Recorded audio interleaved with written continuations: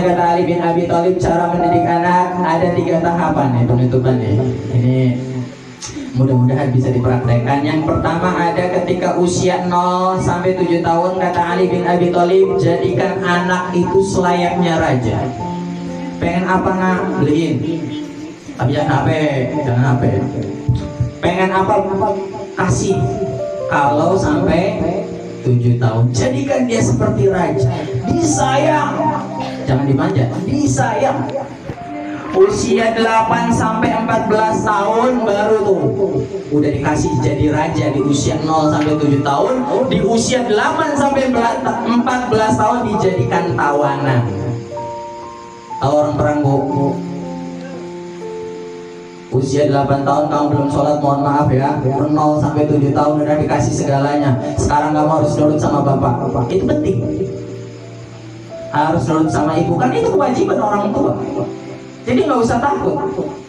Itu anak kita yang nanti kullukum ra'in wa kullukum mas'ulun an ra'iyatihi. Sebab nanti anak-anak kita bisa jadi benalu kita di akhirat kalau anak kita sampai celaka. Yang disalahin siapa?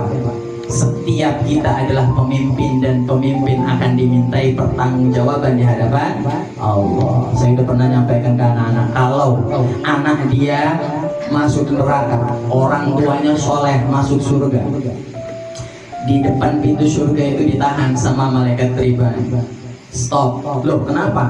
Mana anak kamu? Ya nggak tahu, anak kamu ada di neraka.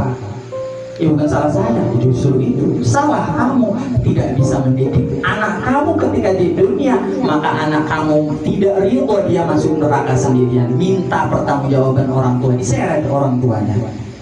No, bukan apa-apa, kita ini sayang terhadap, kita sebagai umat muslim harus saling mengingatkan. Tapi ketika ada anaknya masuk surga, orang tua masuk neraka, ketika masuk surga itu mana orang tua kamu? Nggak tahu. Orang tua kamu masuk neraka. Ya Allah, saya nggak ridho kalau orang tua saya masuk neraka. Saya bisa masuk surga lantaran didikan dia. Ya Allah, aku nggak ridho, izinkan saya memberikan syafaat kepada mereka.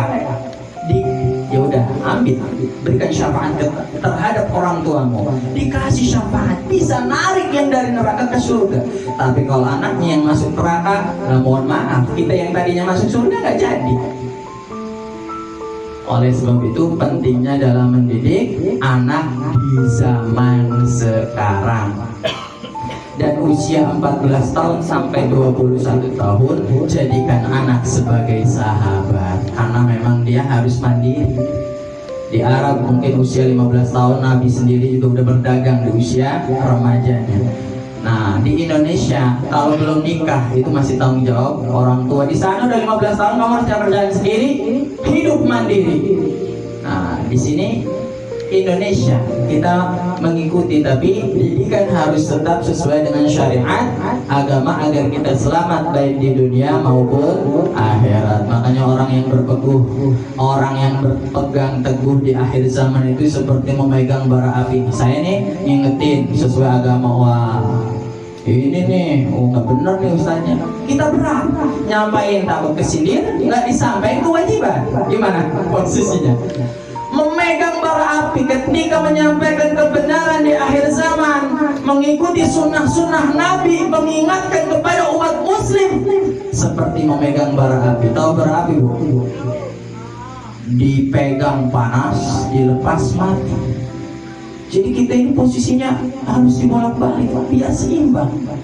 Oleh sebab itu bukan saya galak, hanya saya watawasau bil haqq watawasau bis sabr, saling mengingatkan dalam kebenaran dan saling mengingatkan dalam kesabaran. Mudah-mudahan kita yang hadir di sini menambah ilmu sehingga bukan malah takut hadir, tapi semakin semangat untuk menggali ilmu Allah agar kita semakin paham tafaqquh fiddin dan menikmati kita sebagai hamba Allah dengan benar. Amin ya rabbal alamin. Karena ciri daripada orang yang diridhai Allah hidupnya adalah ketika dia cinta sayang terhadap hadirnya majelis-majelis ilmu. Mudah-mudahan kita bisa istiqomah, nggak peduli itu hujan ataupun dingin, perjuangan harus tetap dilakukan agar kita mendapatkan hidup yang